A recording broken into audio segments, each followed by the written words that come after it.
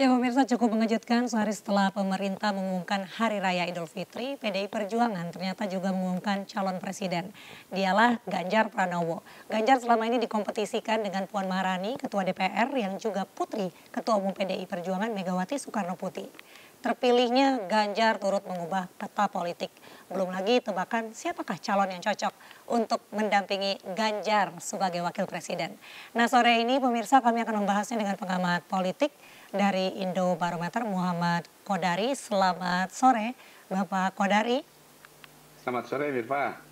Menurut Pak Kodari sendiri sebagai pengamat politik, mengapa pengumuman Ganjar Pranowo ini memilih timing sehari sebelum Lebaran? Apakah ada strategi PDIP di balik ini? Kalau yang eksplisit dari Bu Mega kan beliau mengacu kepada tanggal 21 April ini sebagai hari bersejarah ya, Hari Kartini, di mana peran perempuan, emansipasi wanita itu begitu kuat sebagai sebuah resonansi. Dan kalau kita lihat PDI Perjuangan ini kan partai yang kental dengan para wanita ini Mirva ya. Ketua umumnya Bu Mega wanita. Kemudian tokoh utamanya yang tadi bahkan digadang-gadang menjadi saingan Mas Ganjar itu juga wanita begitu. Tetapi ternyata keputusannya adalah Ganjar Pranowo. Saya sendiri waktu Bu Mega sedang menyampaikan pengantarnya itu, wah ini hari 21 April, Hari Kartini, peran perempuan begitu penting dan seterusnya, itu saya sempat deg-degan, itu ada plot twist pengumumannya itu Mbak Puan gitu. sempat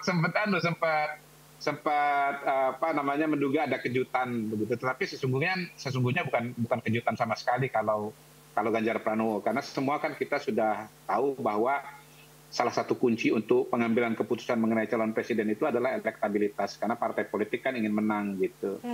Jadi sebetulnya kalau bicara judul Ganjar Pranowo Game Changer Peta Politik 2024, saya nggak begitu sependapat sebetulnya, karena Ganjar ini adalah orang yang sudah diduga akan maju calon presiden, lalu kemudian elektabilitasnya juga sudah kita ketahui, dia 3 besar bersama Prabowo dan Anies Baswedan.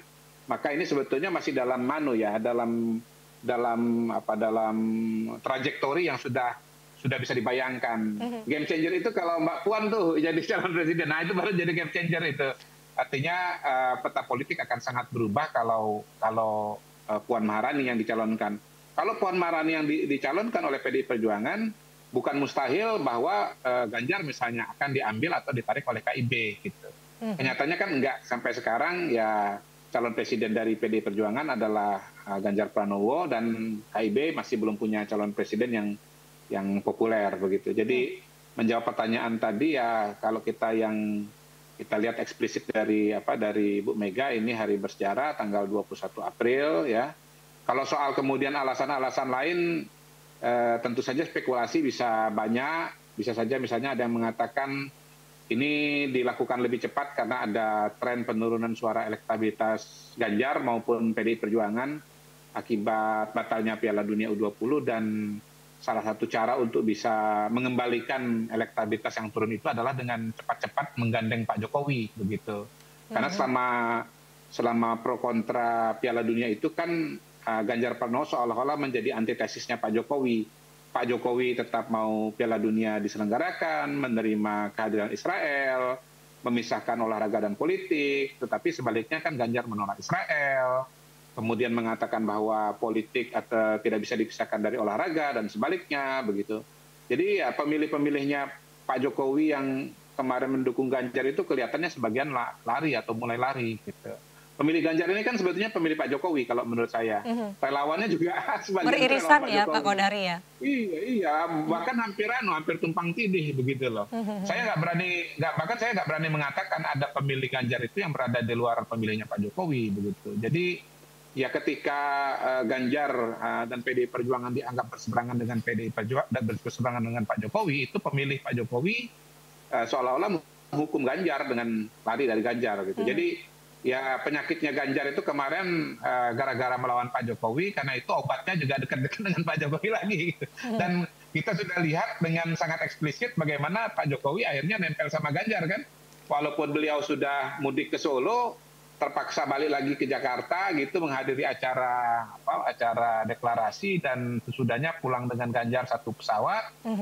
dan fotonya istilahnya dioptimalisasi habis-habisan, dan kemudian ya karena besoknya Lebaran, sholat Id bareng gitu ya. Mungkin kalau mau ditambahkan satu lagi alasan dari PDI Perjuangan kenapa mendeklarasikan Ganjar tanggal 21 April, karena ternyata tanggal 22-nya Lebaran gitu. Berarti memang Jadi momennya panggung, pas ya, bisa dikatakan tanggal jadi cantik dan juga momen-momennya cantik. Ada 21 jadi April hari Kartini panggung, dan juga Lebaran besoknya panggung begitu ya. panggung untuk memasangkan Pak Jokowi dan Pak Ganjar itu panggungnya panjang gitu loh Mirpa. Coba kalau panggungnya kalau bukan Lebaran kan kebersamaan itu kan nggak bisa sepanjang itu gitu. Walaupun menariknya setelah sholat Id Pak Jokowi menemui Prabowo Subianto. Dan yang tak kalah menariknya adalah momentum menyambut Prabowo silaturahmi ke rumahnya itu dimuat di medsosnya Jokowi, sementara momentum deklarasi Ganjar di PDI Perjuangan itu tidak muncul sama sekali di medsosnya Pak Jokowi, termasuk foto bareng dengan Ganjar di pesawat atau foto bareng Ganjar sholat Id itu nggak ada di medsosnya Pak Jokowi. Berarti Jadi menurut saya sih, ya, seolah Pak Jokowi apa? memang mengendorse Pak Prabowo juga begitu kalau media mengatakannya, Pak Iya, Kodari. iya. Kalau saya pada dasarnya percaya bahwa Pak Jokowi itu mengendorse dua tokoh ya. Satu Prabowo, dua Ganjar Pranowo. Kalau sebelum Piala Dunia itu kecenderungannya lebih banyak ke Ganjar, karena sama-sama Jawa Tengah dan sama-sama PDI Perjuangan. Tetapi pasca batalnya Piala Dunia, saya kira Pak Jokowinya agak kecewa gitu, dan karena itu beratnya lebih kepada Prabowo begitu. Bahkan ada satu lagi sinyalemen kenapa deklarasi dipercepat, karena Pak Jokowi itu hadir di acara PAN yang menjadi embrio katakanlah terbentuknya koalisi besar gitu. Jadi ketika di acara koalisi besar itu Pak Jokowi menjadi tokoh ya, di acara PDI Perjuangan ini Pak Jokowi kembali dikurung gitu dalam tanda kutip menjadi kader partainya PDI Perjuangan gitu. Jadi ya manuver koalisi besar dibalas dengan manuver deklarasi Ganjar. Ini ini analisa atau spekulasi Analisa dari Pak Kodari sendiri. Nah, Pak Kodari, sepertinya kan parpol ataupun koalisi saingan agak kaget juga kan. Mereka tentunya bergerak cepat menyusun strategi baru nih. Apakah pengumuman Ganjar sebagai capres dan juga pilihan momentum sebelum Lebaran akan mengubah peta politik. Seperti apa analisa dari Pak Kodari sendiri? Saya kira dua hal ya. Pertama, dengan dideklarasikannya Ganjar, sebetulnya ini kan pilar-pilar besar dari peta politik 2024 sudah terbentuk ya kan. Dan pilarnya kan nggak berbeda jauh dengan dugaan kita selama ini bahwa pilarnya itu adalah elektabilitas. Jadi saya berkali-kali mengatakan politicians go where the voters are. Politisi atau partai politik akan berkumpul di sekitar calon presiden yang didukung oleh rakyat begitu, dan itu sudah terbukti dengan deklarasi Ganjar Pranowo. Karena itu saya kira dinamika yang menarik ke depan ada dua. Pertama adalah soal koalisi partai politik. KIB misalnya, kabarnya sebentar lagi akan kumpul.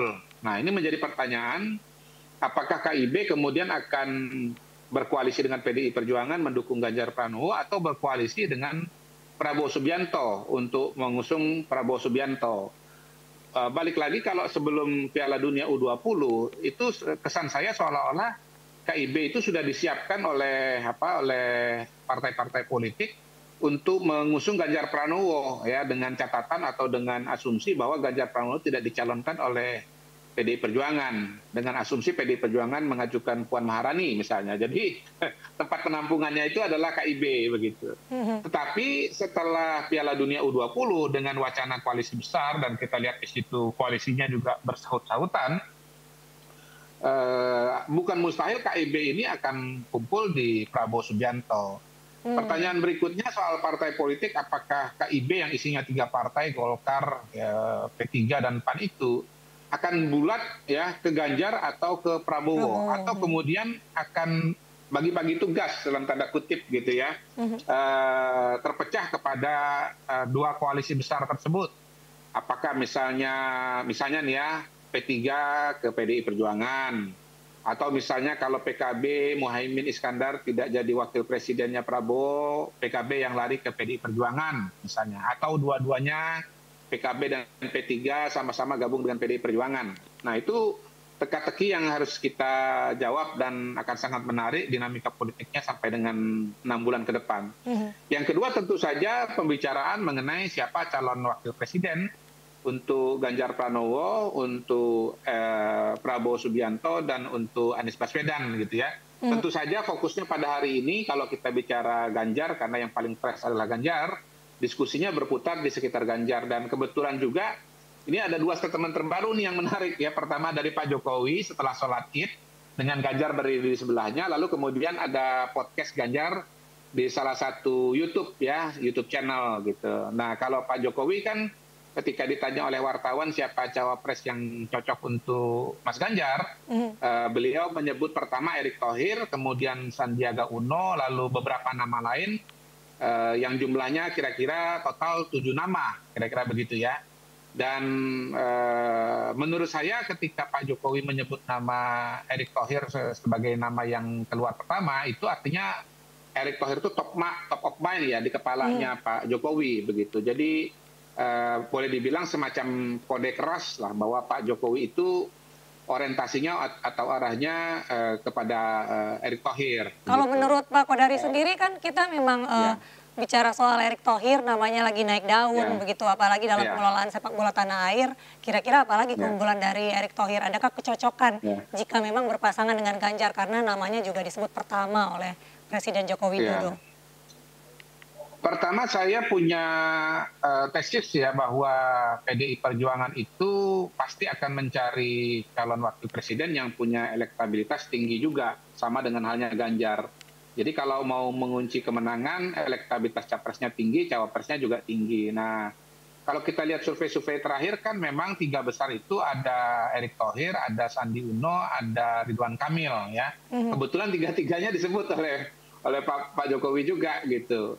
Tetapi kemudian ada variabel-variabel berikutnya yang juga tidak kalah penting. Misalnya ya dukungan partai politik ya. Nah, kalau bicara dukungan partai politik, saya melihat pada hari ini Erick Thohir punya keunggulan karena dia didukung PAN dan kelihatannya juga sering jalan dengan P3. Kalau Sandiaga Uno per hari ini masih Partai Gerindra, ya artinya afiliasinya dengan Pak Prabowo Subianto begitu. Lalu kemudian kalau Ridwan Kamil misalnya, Ridwan Kamil itu kan sekarang di Golkar. Kalau bicara capres-cawapres menurut saya dia porsinya itu antrean nomor 2 setelah Airlangga Hartarto. Gak mungkin yang namanya Ridwan Kamil itu mendahului Airlangga Hartarto. Lalu Pak Mahfud nggak ada partainya ya. Bu Khoififah saya nggak tahu sekarang apakah di Golkar apakah di PKB gitu. Tetapi kalau bicara partai politik memang salah satu yang kelihatan sudah punya afiliasi itu adalah Erick Thohir. Kemudian bicara juga soal logistik ya, sumber daya, amunisi untuk nanti bertempur, berkampanye begitu.